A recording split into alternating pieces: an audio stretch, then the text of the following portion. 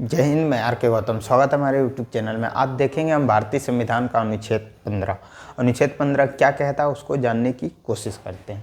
अनुच्छेद 15 भारतीय संविधान का बहुत ही महत्वपूर्ण अनुच्छेद है। अनुच्छेद 15 क्या कहता है कि राज्य किसी भी व्यक्ति के साथ, किसी भी नागरिक के साथ जाति, धर्म, मूल वंश, लिंग या जन्म स्थान के आधार पर भेदभाव नहीं करेगा, जो कि अनुच्छेद 15 में हम पढ़ेंगे। तो आइए देखते हैं अनुच्छेद 15। धर्म, मूल वंश, जाति, लिंग या जन्म स्थान के आधार पर विभेद का प्रतिषेध, मतलब किसी भी व्यक्ति के साथ धर्म, मूल वंश, जाति, लिंग या जन्म स्थान के आधार पर भेदभाव को अनुच्छेद 15 रोकता है। किसी भी व्यक्ति के साथ ये नहीं होना चाहिए। ठीक है, इसमें 5 बिंदु दिया गया है, इसको समझते हैं।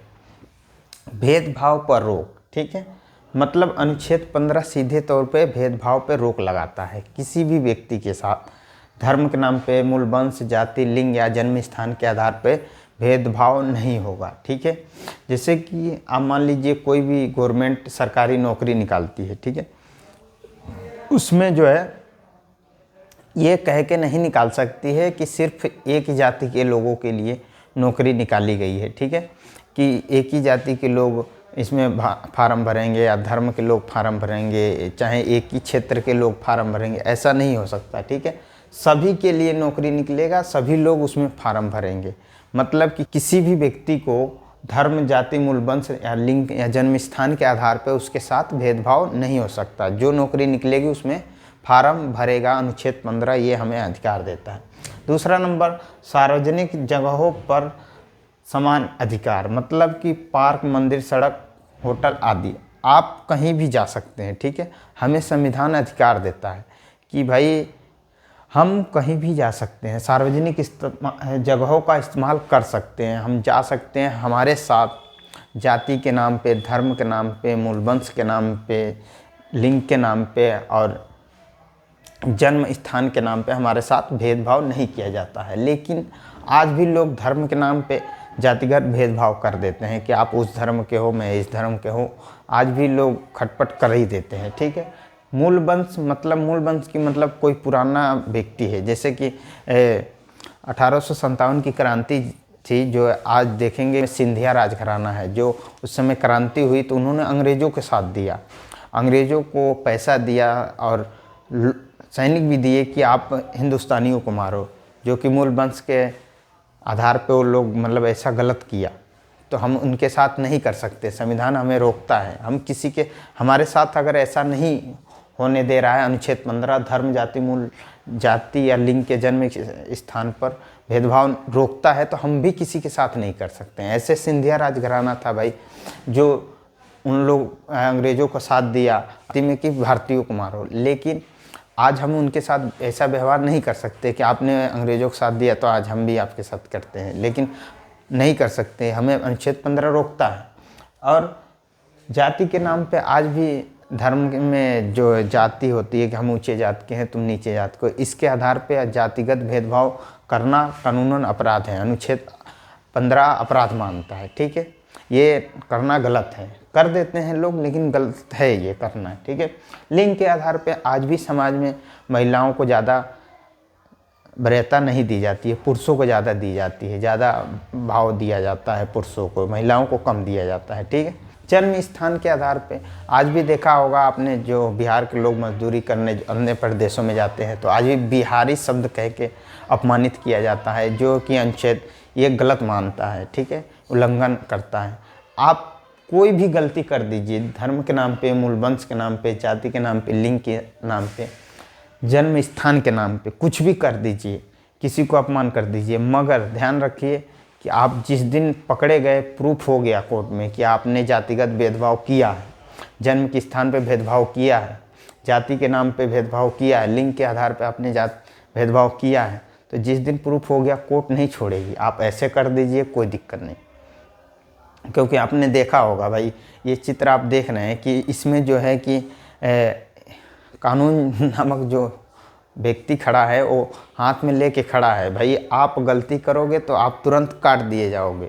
आप प्रधानमंत्री हैं कि आप आम नागरिक हैं, उससे कोई मतलब नहीं है। आप गलती करेंगे तो ये सिर्फ कानून नाम का जो चीज़ है सीधे काट देगा आपको। आपको ये नहीं देखेगा कि आप राजा हैं या गरीब हैं, आप पुरुष हैं, महिला हैं, इससे कोई मतलब नहीं। गलती करेंगे तुरंत कटेंगे इसके नज़र के सामने। आप इन 4-5 चीज़ों के आधार पर किसी के साथ कुछ भी करते हैं, अगर प्रूफ होता है तो आपको सज़ा तुरंत मिलेगी। ऐसे तो आप कर दीजिए, कोई नहीं मतलब है, ठीक है, लेकिन प्रूफ हो गया तो आप पे भारी पड़ सकता है। तो अनुच्छेद 15 हमें अधिकार देता है, हमारे साथ धर्म, जाति, मूल, वंश या जन्म स्थान के आधार पे हमारे साथ भेदभाव नहीं हो सकता। किसी भी व्यक्ति के साथ करना कानूनन अपराध है, अनुच्छेद 15 ये कहता है, ठीक है।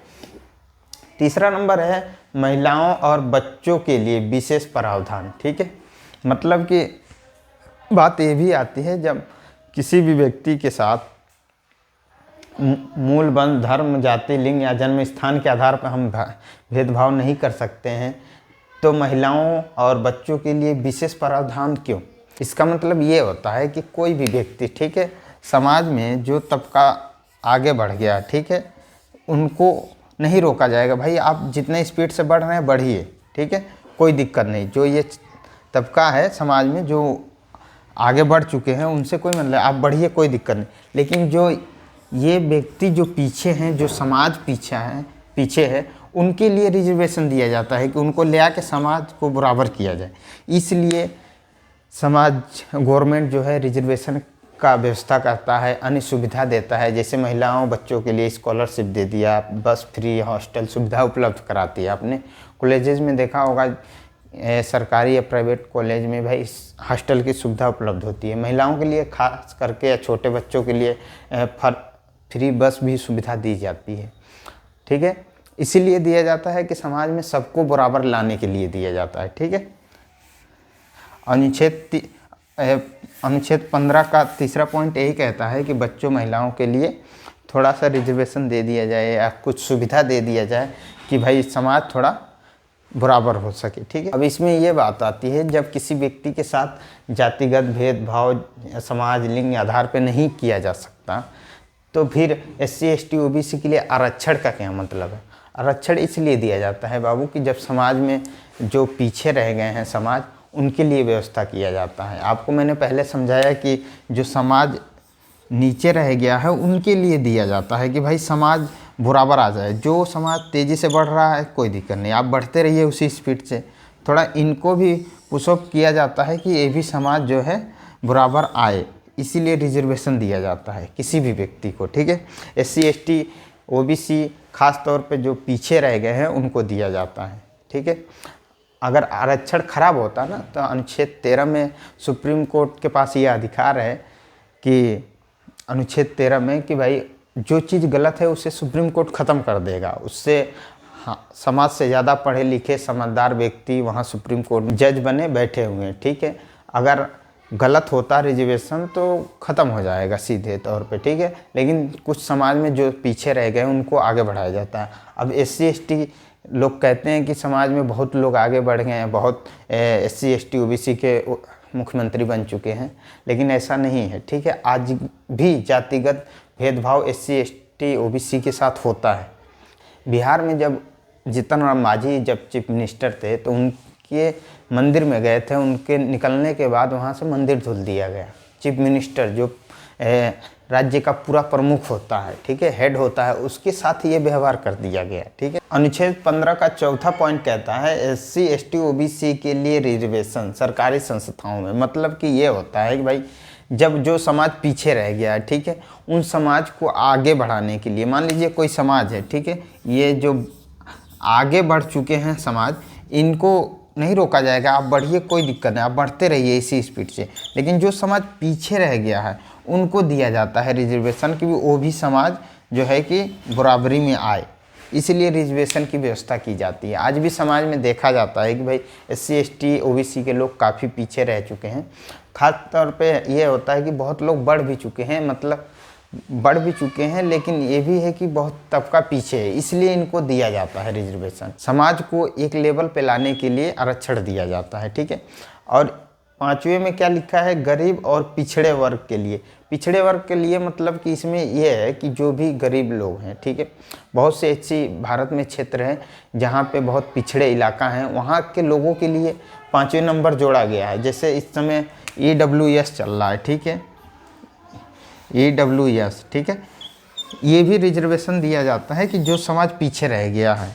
अब इसमें जो पिछड़ा वर्ग है, गरीब हैं, उसमें जाति धर्म नहीं देखा जाता है। जो समाज पीछे है उनके लिए रिजर्वेशन की व्यवस्था की गई है अनुच्छेद 15वां के 5वें पॉइंट में, ठीक।